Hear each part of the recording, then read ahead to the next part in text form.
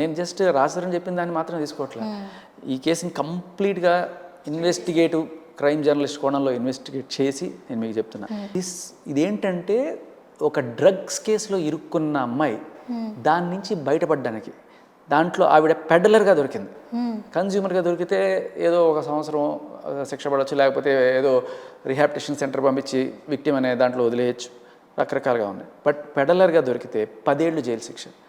అందుకే ఆవిడికి 45 రోజుల పాటు బెయిల్ 3 సార్లు నిరాకరించారు. 3ఓసారి బెయిల్ వచ్చింది ఆవిడకి. సో అప్పుడు వచ్చిన తర్వాత బయటకు వచ్చి బెయిల్ ఎప్పుడు ఏ కండిషన్లో ఇస్తారు నీకు? కేసుని నువ్వు ఇన్ఫ్లుయెన్స్ చేయకూడదు, సాక్షుల్ని తారుమారు చేయకూడదు. వాళ్ళ దగ్గర అప్పటిదాకా ఏదో ఉంది. దీంట్లో ఆవిడ డ్రగ్స్ కేసులు దొరికినప్పుడు ఫోన్ సీజ్ చేస్తారు కదా. ఫోన్ సీజ్ చేసినప్పుడు ఆ ఫోన్లో కాంటాక్ట్స్ ఇవన్నీ చూస్తారు, మెసేజ్లు చూస్తారు. చూసినప్పుడు ఈ డ్రగ్ ట్రాన్సాక్షన్స్ ఎక్కడెక్కడ జరిగినాయి అవన్నీ చూసినప్పుడు దాంట్లో ఉన్నిత్ రెడ్డి ఎవరైతే A1గా ఉన్నాడో ఈ డ్రగ్స్ కేసులో, ఈవిడ A2, A3 ఇందిర, వీళ్ళ ట్రాన్సాక్షన్స్ ఆ గోలంతా చూశారు.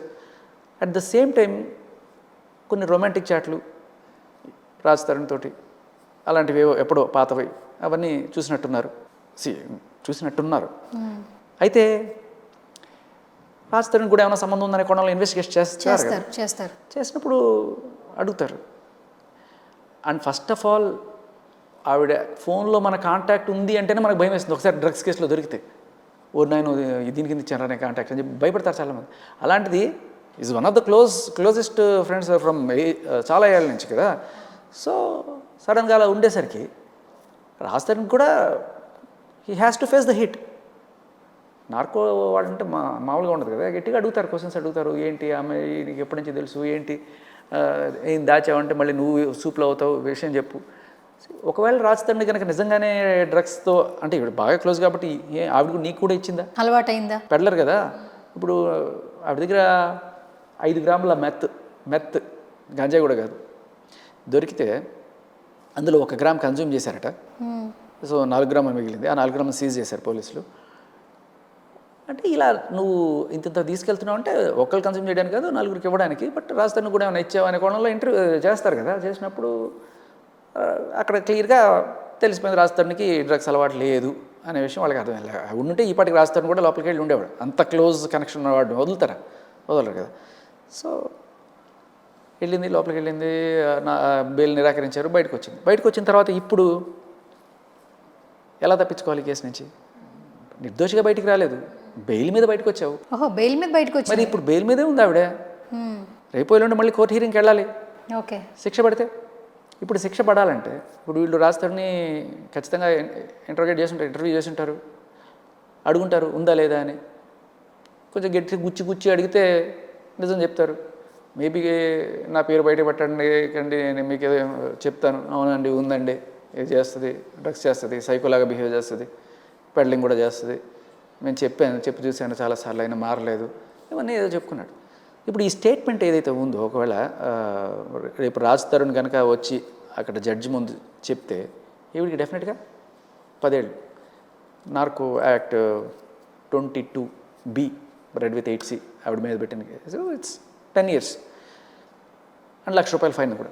ఇప్పుడు రాజ్ తరుణ్ సాక్ష్యం చెల్లకుండా ఉండాలంటే ఏం చేయాలి? రాజ్ తరుణ్కి నాకు పడదు, మా ఇద్దరం శత్రువులు అని చూపించుకుంటే రేపు రాజ్ తరుణ్ నిజంగా వచ్చి చెప్పినా కూడా వీళ్ళకి ఇంత వైరం ఉంది చూడండి, వీడియోలో ఇన్ని నడిచాయని చెప్పి అదొక పాయింట్ నెంబర్ 1. పాయింట్ నెంబర్ 2, టోటల్గా కేసుని డైవర్ట్ చేయడం. ఇప్పుడు కేసు అంతా డ్రగ్స్. ఇవాళ కూడా మన హైదరాబాద్లో డ్రగ్స్ కలకలం రేగింది. ఎవరో ప్రముఖ హీరోయిన్ సోదరుడు ఎవరో దొరికారని చెప్తారు. సో ఇంత దారుణంగా డ్రగ్స్ దొరుకుతుంటే మనం అందరం కూడా ఒక మీడియాగా రెస్పాన్సిబుల్ సిటిజన్స్గా ఆలోచించాల్సింది, ఆ మొగుడు పిల్లలు కొట్టుకున్నారా వాళ్ళని కలపాలా, ఈడరైతే వాళ్ళు రైటా కాదు కదా. ఈ డ్రగ్స్ మహమ్మారి ఇంకెంతమంది జీవితాలను చిదిపేస్తుంది, యూత్ పాడైపోతున్నారు. దీని నుంచి హైదరాబాద్ని రక్షించుకోవాల్సిన బాధ్యత మీకు నాకు ఉంది కదా. మనం డిస్కషన్స్ పెట్టాల్సింది ఇలాంటి హెల్తీ డిస్కషన్స్. వీళ్ళిద్దరు కలుస్తారా ఇది కాదు కదా. సో ఆ కోణంలో ఇప్పుడు ఈ పోలీసులు ఎవరైతే ఇంత కష్టపడి క్రాక్ డౌన్ చేసి వాళ్ళని పట్టుకొని చేసినప్పుడు వాళ్ళ మీద నిందలేయడం అంటే ఇది నా మీద ఫ్రేమ్ చేశారు అంటుంది ఇప్పుడు అమ్మాయి.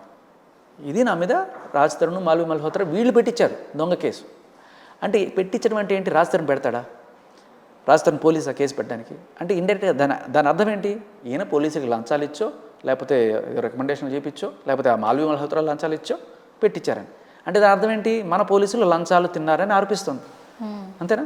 అది కూడా మామూలు ట్రాఫిక్ కానిస్టేబుల్ కాదు, నార్కో పోలీసులు, వాళ్ళు లంచాలు తిన్నారని ఆరోపిస్తుంది ఎస్ఓటీ టీం. షారుఖ్ ఖాన్ కొడుకుని పట్టుకుంటేనే దిక్కులేదు, వీళ్ళు లంచాలు ఇచ్చేసి చేపించేస్తారా? అది మనం నమ్మాలా?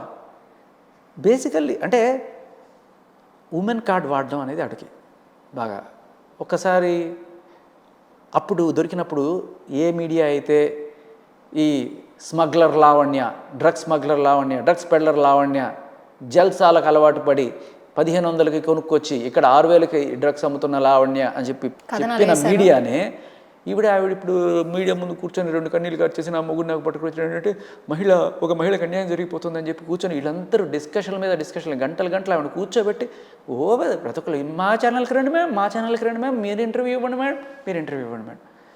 ఎందుకు?